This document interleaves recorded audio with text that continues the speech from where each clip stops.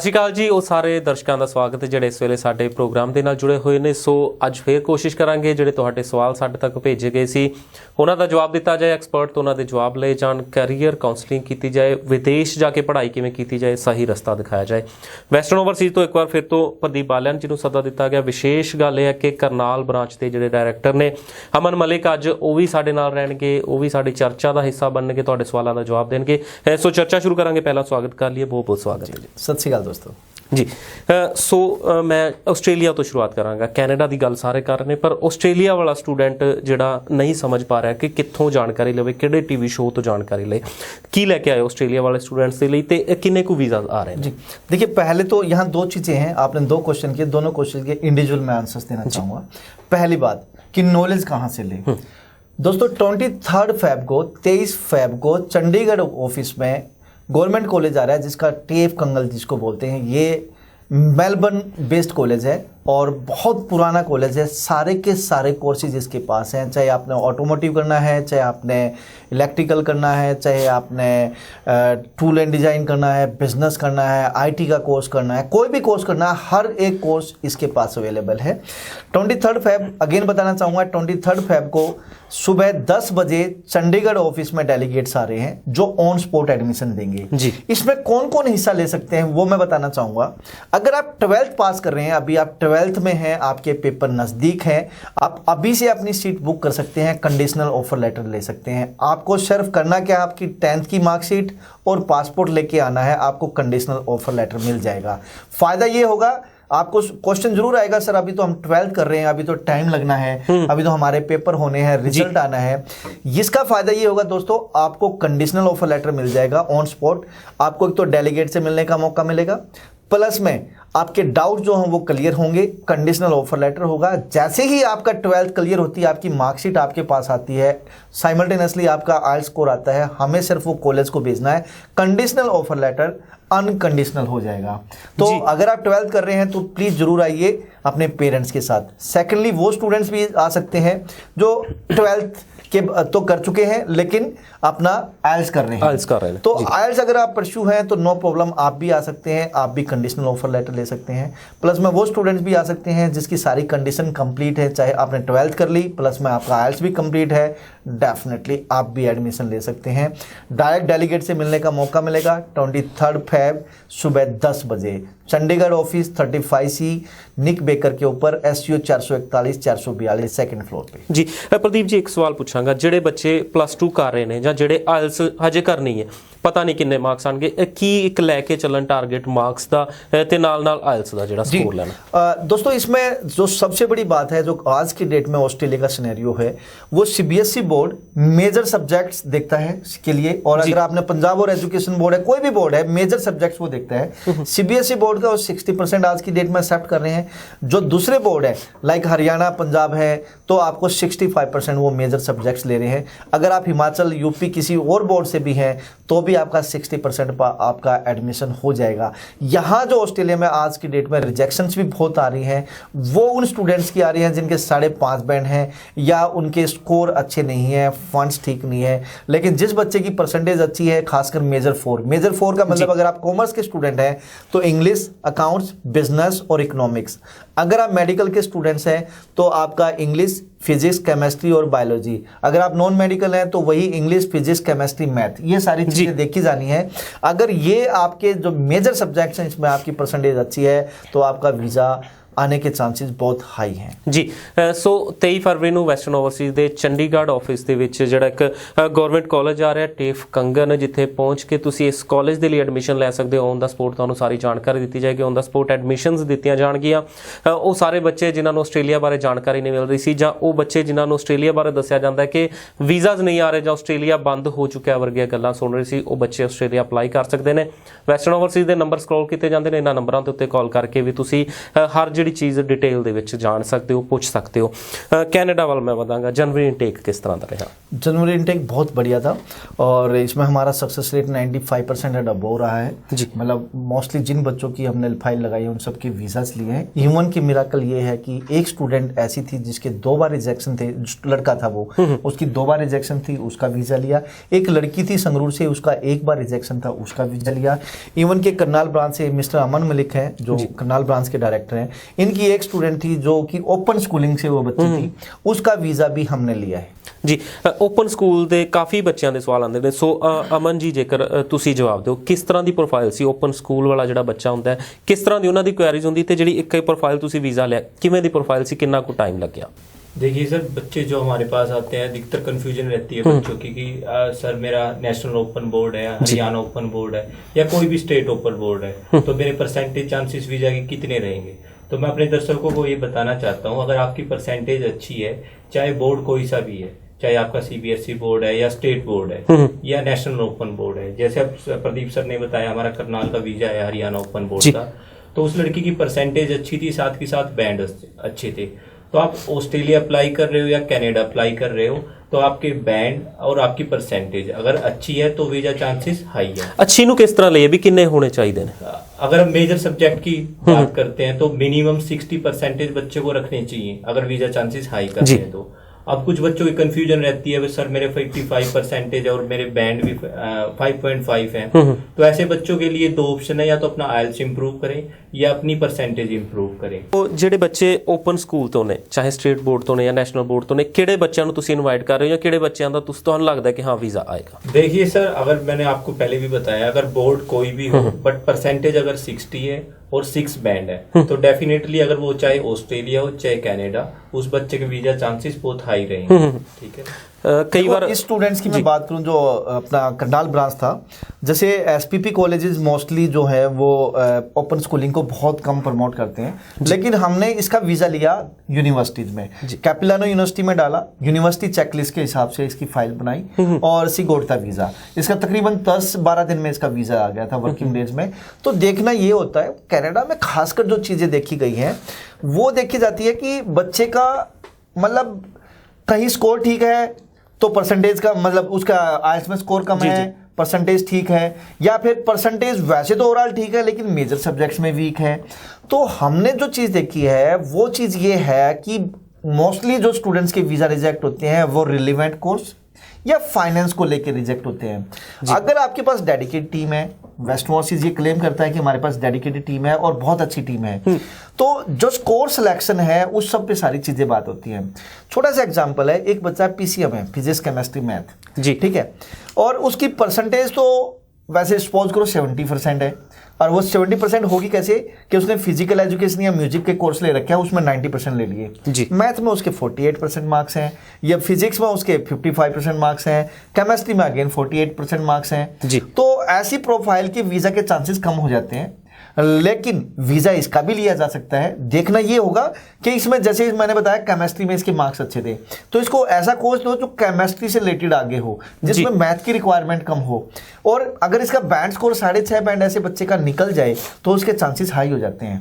तो कनाडा का वीजा लेने के लिए 3 चीजों का ध्यान रखना जरूरी है। एक तो रिलेवेंट कोर्स, रिलेवेंट कोर्स का मतलब ये है कि जो आपके पास मेजर सब्जेक्ट्स हैं, मेजर सब्जेक्ट्स में जिसमें आपकी सबसे ज्यादा स्ट्रेंथ है आगे वो लो। सेकेंडली आपका कंसल्टेंट कैसा है, क्या वो आपको वास्तव में आपके बेनिफिट की बात कर रहा है, अपने हित की तो बात नहीं कर रहा है, क्या आपसे पैसे मांग रहा है, क्या आपको रियली में उस कोर्स में दे रहा है या उस कॉलेज में आपका एडमिशन करा रहा है जो आपका डिजायर्ड है। यहाँ एक प्रॉब्लम ये भी है ना कि कुछ कंसल्टेंट सिर्फ इक्का दुक्का तिक्का कॉलेज लेके बैठे हैं, उसके बिहाफ पे ही वो काम कर रहे हैं, तो बच्चों को मना कर देते हैं, नहीं जी आपका तो इसमें होना नहीं है। इवन के बच्चा एक अच्छी डिजायर्ड लेके आता है, एक अच्छा मतलब कोर्स लेना चाहता है, लेकिन वो कहीं ना कहीं कंसल्टेंसी कारण भी रह जाता है जी। तो कंसल्टेंट बहुत मैटर करता है। तीसरा, आप किस टाइम पे फाइल लगा रहे हो। आपकी फाइल अगर टाइम पे लग रही है, डेफिनेटली उस टाइम पे एम्बेसी में कम भीड़ होती है, क्राउड नहीं होता, तो चांसेस हाई बन जाते हैं। बिल्कुल। और नेक्स्ट जो सबसे बड़ी बात है कि आपके फाइनेंशियल्स का मतलब ये है कि जो सबसे बड़ी बात देखी गई है कि डॉक्यूमेंट तो कोई नहीं लगना, अगर यूनिवर्सिटी की बात करें या फिर SPP की बात करें, कोई भी डॉक्यूमेंट नहीं जाना एक्सेप्ट आपका एकेडमिक। एकेडमिक डॉक्यूमेंट जाते हैं या आइल्स जाता है, पासपोर्ट की फोटोकॉपी जाती है, 3 फॉर्म लगते हैं जी। जिसमें एक स्टूडेंट वीजा एप्लीकेशन फॉर्म, एक उसका स्टूडेंट क्वेश्चनरी फॉर्म, एक फैमिली इंफॉर्मेशन फॉर्म। तो एक भी कंसल्टेंट ये नहीं बोलता है कि सर आप अपने पेरेंट्स के जो आपको स्पॉन्सर करें, आपके फैमिली मेंबर्स हैं, उन सब के पूरे सबके जो फाइनेंशियल डॉक्यूमेंट्स हैं वो दो, ठीक है, वो लेते नहीं है तो कुछ भी लिख देते हैं फाइल में। तो एक बच्चा जिसके इनकम मतलब इसका साल का खर्चा तो 14-15 लाख रुपये, लेकिन उसके जो क्या नाम है वो दिखा रहे हैं इनकम 3 लाख या 4 लाख रुपये, तो कैसे वीज़ा आएगा? तो कहीं ना कहीं फाइनेंशियल भी मैटर करता है ਜੀ। ਸੋ ਕਾਫੀ ਜਿਹੜੀਆਂ ਟੈਕਨੀਕਲ ਚੀਜ਼ਾਂ ਹੁੰਦੀਆਂ, ਕਾਫੀ ਛੋਟੇ ਪੁਆਇੰਟਸ ਹੁੰਦੇ ਨੇ ਜਿਨ੍ਹਾਂ ਨੂੰ ਧਿਆਨ ਵਿੱਚ ਰੱਖਿਆ ਜਾਂਦਾ ਜਦੋਂ ਇੱਕ ਫਾਈਲ ਬਣਾਈ ਜਾਂਦੀ ਹੈ। ਉਹ ਸਭ ਇੱਕ ਐਕਸਪਰਟ ਕੰਸਲਟੈਂਟ ਕਰ ਸਕਦਾ। ਸੋ ਕੰਸਲਟੈਂਟ ਦੀ ਚੋਣ ਕਰਨ ਲੱਗਿਆ ਵੀ ਤੁਸੀਂ ਧਿਆਨ ਰੱਖੋ ਕਿ ਜਿਹੜੇ ਕੰਸਲਟੈਂਟ ਦੇ ਕੋਲ ਜਾ ਰਹੇ ਹੋ ਕਿੰਨਾ ਕੰਮ ਕਰ ਚੁੱਕਿਆ, ਕਿੰਨੇ ਵੀਜ਼ਾਸ ਲੈ ਚੁੱਕੇ ਨੇ ਜਾਂ ਕਿੰਨੇ ਟਾਈਮ ਤੋਂ ਕੰਮ ਕਰ ਰਹੇ ਨੇ, ਕਿੰਨੇ ਸਾਲ ਤੋਂ ਕੰਮ ਕਰ ਰਹੇ ਨੇ। ਇੱਕ ਚੀਜ਼ ਹੋਰ ਜਿਹੜੀ ਹੁਣ ਜਨਵਰੀ ਇਨਟੇਕ ਦੀ ਗੱਲ ਕੀਤੀ, ਕਾਫੀ ਵਧੀਆ ਰਿਹਾ। ਮਈ ਦੇ ਲਈ ਕੀ ਤਿਆਰੀ ਕੀਤੀ ਤੁਸੀਂ, ਕੀ ਸਪੈਸ਼ਲ ਕਰ ਰਹੇ ਹੋ ਜੋ ਕਿਉਂਕਿ ਕਾਫੀ ਸੈਮੀਨਾਰਸ ਆਉਣਗੇ, ਕਾਫੀ ਜਿਹੜੇ ਇੱਕ ਐਡਵਰटाइजमेंट की जाएगी बच्चों को बुलाने के लिए, वेस्टर्न ओवरसीज की कर रहे हैं? देखिए हमारे जो सेमिनार स्टार्ट होंगे वो रियली मई में स्टार्ट होंगे। अभी हमने वैसे सेमिनार्स हमारे हो रहे हैं, डेलीगेट्स हमारे ऑफिस में आ रहे हैं, हम सिटी वाइज जाके सेमिनार्स अभी नहीं कर रहे हैं, बट इन मई मार्च अप्रैल के फर्स्ट वीक से हम स्टार्ट करने वाले हैं। और इन मीन टाइम हमारे डेलीगेट्स टाइम टू टाइम हमारे ऑफिस में आ रहे हैं, चाहे वो करनाल ब्रांच है, चाहे कुरुक्षेत्र ब्रांच है, चाहे चंडीगढ़, जालंधर, जो भी ब्रांच है, हर ब्रांच में डेलीगेट्स आ रहे हैं, हम बच्चों को वहीं इनवाइट कर रहे हैं। जी। और बहुत बढ़िया इनटेक जा रहा है। मई भी फाइलें एम्बेसी में जानी स्टार्ट हो चुकी हैं, वीज़ा स्टार्ट हो चुके हैं आने, और टाइम पे हम सारी प्रोसेस कर रहे हैं। अगर ये गेम ही टाइम पे प्रोसेस करने की, अगर आप कनाडा को टाइम पे प्रोसेस करते हैं तो हर चीज़ पॉसिबल है जी।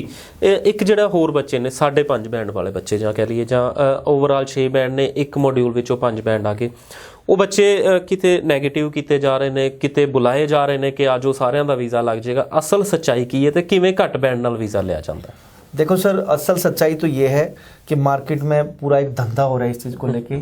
वो इस तरीके से कि बहुत से कंसल्टेंट ऐसे बैठे हैं जो सिर्फ रिजेक्शन लगाने के लिए काम करते हैं, क्योंकि रिजेक्शन जब बच्चे का लगता है उस पर भी वो 40-50 हज़ार लाख रुपया कमा लेते हैं जी। तो मेरी उन स्टूडेंट्स को रिक्वेस्ट है जो 5.5 बैंड लेके बैठे हैं, पहले तो कोशिश करो आप अपना आइल्स का स्कोर इम्प्रूव कर लो।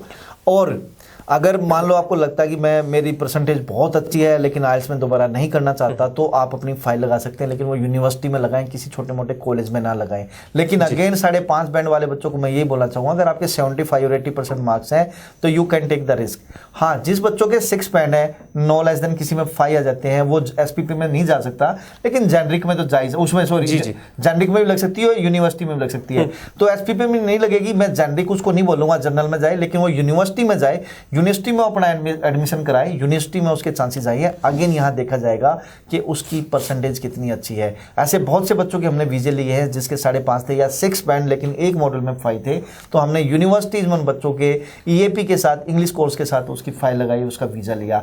अगेन बोलना चाहूँगा दोस्तों, आपके मेजर सब्जेक्ट्स हमेशा मैटर करेंगे। ऐसा नहीं है कि आपके 50-55% है या बिलो 60 है और 6 बैंड है, एक में 5 है, तो उसके वीज़े के चांसेस कम रहेंगे। ठीक है, आपके 70%, 75%, 80% मार्क्स हैं, 6 बैंड है, एक में 5 आ गया, वीज़ा ले लोगे आपका जी। सो करनाल ब्रांच ਤੋਂ ਜਿਹੜੇ ਡਾਇਰੈਕਟਰ ਅਮਨ ਮਲਿਕ ਜੀ ਵੀ ਮੇਰੇ ਨਾਲ ਨੇ। ਫਰਾਂਸ ਦਾ ਵੀਜ਼ਾ ਆਇਆ ਸੀ, ਆਫ ਦਾ ਟਰੈਕ ਗੱਲ ਕਰ ਰਹੇ ਸੀ, ਕਿਸ ਤਰ੍ਹਾਂ ਦੇ ਜਿਹੜੇ ਪ੍ਰੋਫਾਈਲ ਹੁੰਦੀ ਫਰਾਂਸ ਦੇ ਲਈ ਜਿਹੜੀ ਜਿਹੜਾ ਅਪਲਾਈ ਕਰ ਸਕਦਾ ਇੱਕ ਸਟੂਡੈਂਟ, ਤੇ ਕਿਸ ਤਰ੍ਹਾਂ ਦੀ ਪ੍ਰੋਫਾਈਲ ਦੇ ਵੀਜ਼ਾਸ ਆਉਂਦੇ ਨੇ? सर मैं एक चीज़ और आपको बताना चाहता हूँ फ्रांस से पहले। जैसे प्रदीप सर ने बताया भी कनाडा के लिए अभी हमने जो जैन इनटेक किया है, तो उसमें अधिकतर बच्चे हमारे पास आए हैं, प्रदीप सर से भी डिस्कस हुई है उस चीज़ के लिए, जिनकी प्रोफाइल अच्छी थी और उनके भी रिफ्यूजल आ गए हैं। यानी कि 6 बैंड से 65% थी, बट कहीं ना कहीं कंसल्टेंट ने कोर्स से रिलेटेड गलती की। तो ऐसे बच्चों के लिए मैं बताना चाहता हूँ, अभी मई इनटेक स्टार्ट है, तो आप अगर इंटरेस्टेड है कनाडा के लिए, अभी हमारे 2 वीज़ा भी आए हैं जो रिफ्यूजल हुए हैं बच्चों के कनाडा से, तो आप एक बार आ सकते हैं, अपनी प्रोफाइल डिस्कस कर सकते हैं। अगर चांसेस होंगे तो डेफिनेटली हम आपकी फाइल लगाएंगे यूनिवर्सिटी के अंदर। और जेनरिक, जो जेनरिक कैटेगरी होती है प्राइवेट, हमारे पास अच्छे कॉलेज हैं और यूनिवर्सिटी हैं जिनमें आपके वीज़ा चांसेस हाई हैं, तो मायूस होने की जरूरत नहीं है आपको। अगर कनाडा इंटरेस्टेड हो तो आप प्लीज़ करनाल, कुरुक्षेत्र या चंडीगढ़, जो भी आपके नियर ब्रांच पड़ती है वेस्टर्न ओवरसीज की, तो आप आ सकते हैं। अब जो बच्चे आइल्स नहीं करना चाहते हैं उनके लिए बहुत अच्छी अपॉर्चुनिटी है, सैनिगन कंट्री है। देखो सैनिगन में आपको भी पता है काफ़ी ऑप्शन है बच्चों के पास। बिल्कुल बट मार्केट में रियलिटी क्या है, वीजा नहीं आ रहे हैं अधिकतर कंट्रियों के, लेकिन हमारे पास जो डायरेक्ट हैं हमारे पास कंट्री, फ्रांस है, स्विट्जरलैंड है, जिनके वीजा चांसेस बहुत हाई हैं, और इनमें बच्चे को बेनिफिट्स ये है, फीस आफ्टर वीजा है। ठीक है, अगर हम फ्रांस की बात करें तो यहाँ पे वर्किंग राइट्स भी मिल रहे हैं बच्चे को, ठीक है, फीस भी आफ्टर वीजा है, और वीजा चांसेस हाई हैं।